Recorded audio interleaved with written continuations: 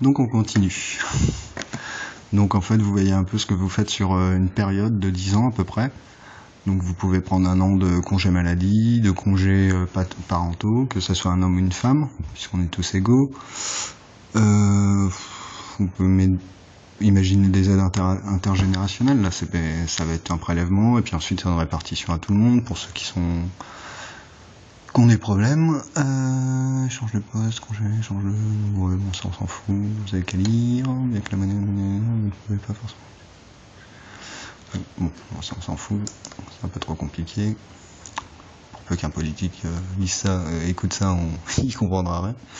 Donc on résume le budget sur votre compte bancaire, il y a le travail à effectuer, il y a le panier d'achat, le porte-monnaie libre achat, les taxes minimales, les taxes volontaires, les projets que vous soutenez, la gestion de la durée disponible de chôme, congés payés logés, parentaux, retraite, maladie, la part individuelle et la part générationnelle. La part individuelle, c'est celle que vous économisez vous-même. On peut imaginer un taux obligatoire. Et la part générationnelle, c'est le taux de répartition, c'est-à-dire que ceux qui travaillent plus, de toute façon, ils occupent plus d'emplois. Donc ils font qu'il y a des gens qui vont moins facilement trouver des boulots. Donc il est intéressant que ceux qui travaillent plus cotisent plus. Création monétaire. Voilà. Ouais, non mais ça c'est dans un cas particulier. C'est comment calculer le taux de change. Bon, je vais essayer de le faire quand même. Donc vous choisissez vos productions. Là on va produire du riz et des montres. On sait le prix de vente à l'extérieur, 3 € par kilo, 30 € l'unité. Le coût intérieur en heures de travail, 0,5 heures de travail par kilo, 0,5 heures de travail par unité. Donc vous trouvez un taux de conversion unitaire, 6 € par heure de travail pour le riz, 60 € par heure de travail pour les montres, la quantité que vous produisez, la quantité d'heures de travail que ça représente et le prix de revient. Ensuite, vous savez combien vous avez exporté en euros et combien ça vous a coûté en heures de travail. Donc, vous savez que si vous voulez importer, le taux de change est de 55 € par heure de travail dans cet exemple. Ça, c'était le modèle association alternative avec une entreprise alternative qui échange avec l'extérieur. 2011. Et total, oui, tout ça, c'est un peu, voilà.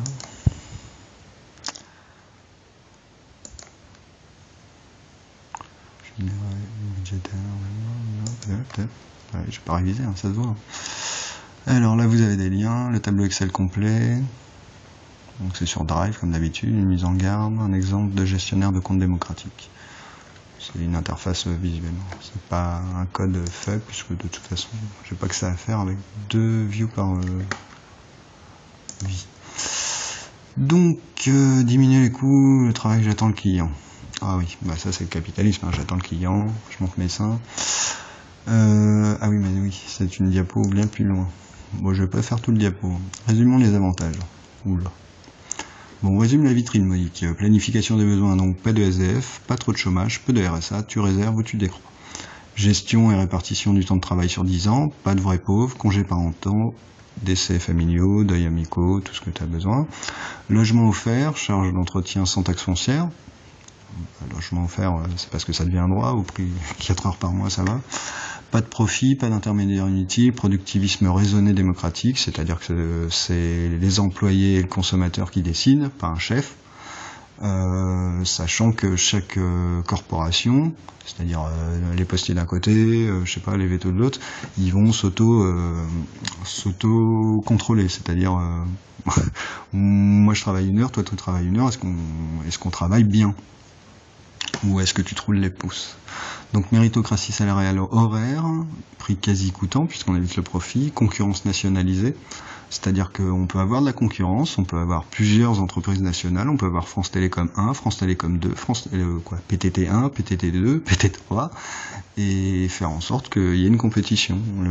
La concurrence n'est pas du tout réservée au capitalisme et au libéralisme. Faut arrêter de prendre les gens pour des cons et s'acheter un cerveau. Le budget national démocratique, scope démocratique, donc l'idée dans la fraternité, c'est que des scopes, donc c'est les employés qui décident, mais qui demandent aussi qu'on a un service gratuit juridique, de conseil au niveau de la trésorerie, au niveau du management, mais c'est pas privé. On prend le pouvoir, donc pas de manif, que personne n'écoute. Voilà, l'intérêt de la démocratie, c'est le premier avantage, c'est qu'il n'y a plus besoin de manif, il n'y a plus besoin de grève, parce que ça voudrait dire, à part un problème médiatique où on nous entend pas, d'accord, là il faut manifester, mais bon, on peut tracter aussi, hein. C'est peut-être plus, ou même taguer à la limite, mais je suis pas trop pour les tags sauf artistiques. Mais on va pas manifester pour dire non, je suis pas d'accord avec moi, non, mais j'ai mal voté. Non, ça sera je manif pour que les autres tombent de mon côté de point de vue ou entendent. Mais si vous regardez bien le principe de la démocratie online, vous êtes obligé d'écouter tous les arguments. Donc de toute façon, là on n'est plus dans une censure républicaine, on est dans un monde où de toute façon, quelqu'un qui veut voter une loi devra entendre tous les arguments. Donc si vous les avez pas convaincus, c'est pas la peine de faire une manif. Il suffit juste de revoir votre argument et d'essayer de trouver une meilleure façon d'expliquer. L'argent du peuple est dans les banques publiques, dans une ou des banques publiques. L'argent du peuple est géré par le peuple avec une liberté d'entreprendre. Le libéralisme est local. C'est-à-dire que, je sais pas, il y a quelqu'un qui veut ouvrir une deuxième boulangerie dans votre ville. Bah, le problème, c'est que la première boulangerie, elle est suffisante. Après, vous avez peut-être envie de changer de modèle de pain, vous avez peut-être envie de pain au pavot. Et ben dans ce cas-là, vu que c'est une COP, c'est que vous êtes les clients et donc ceux qui votent, c'est plus les banques qui votent, c'est vous qui votez. Donc forcément, si vous voulez du pain au pavot dans la boulangerie, et ben vous allez demander à ce qu'il y ait du pain au pavot. Et si le boulanger est pas bon, et ben il se reforme, il fait autre chose, il va au champ, vous lui donnez un autre boulot et en échange vous trouvez quelqu'un d'autre que vous formez ou vous lui payez une formation. Excusez-moi, je parle trop vite, j'ai un peu du mal à parler. Donc il n'y a pas de politique, on joue pas avec les campes politiques, je le décrirai un peu plus tard, c'est les marronniers, c'est parler toujours d'immigration alors qu'il y a le problème de la dette, par exemple en France, parler de la séparation wallon-flamand en Belgique alors qu'il y a le problème de la dette, ou TAFTA, des choses comme ça. C'est la politique, c'est ça, donc on fait que du débat d'idées. Qui décide, qui a le pouvoir? Ouais, bah, voyons, comme d'habitude. 7 minutes. Donc là, c'est le peuple avec ses heures de travail pondérées, en concurrence avec plusieurs scopes qui sont nationalisés. Donc qui va produire des produits, logique, avec quelques taxes pour la sécurité de production, tout ça, j'en ai déjà un peu parlé. Donc ça c'est le commun, et le peuple va faire les lois. Qu'est-ce qu'il y a d'autre? Travailleurs, proposition, liberté d'entreprendre. Si vous avez une idée, une innovation, alors déjà vous l'écrivez directement sur le site national, il n'y a pas besoin de payer comme l'INPI, parce qu'il n'y a que les risques qui peuvent se le payer, sinon quelqu'un vous piquera l'idée quand vous lui expliquerez. Ça m'est arrivé 2-3 fois déjà, puis il y en a plein que je ne dois pas savoir. Donc vous avez une idée d'entreprise, je sais pas, le hub là, je sais plus comment ça s'appelle, les taxis machin, et ben vous le proposez.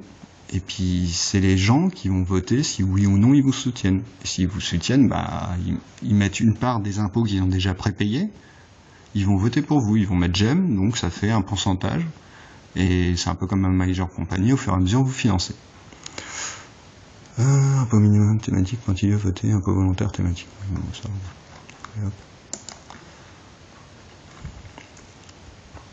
donc vous avez le pouvoir de production de travail, la législation, la fin du tutorat, le vote démocratique.